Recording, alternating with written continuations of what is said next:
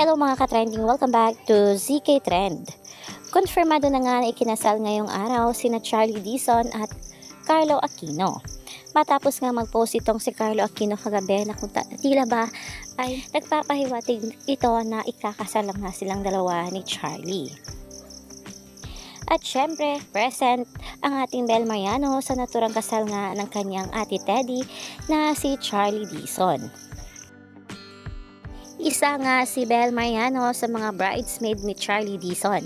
Pagkikita dito na katambal nga o kapareha nga dito ni Bel si Papi o si Ketchup Eusebio.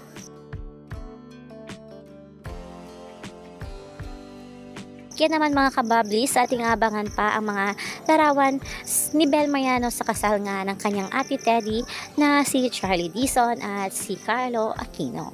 Yan naman ang pa-update natin ngayon mga kababs. Hanggang dito na lang. Maraming salamat sa inyong panonood.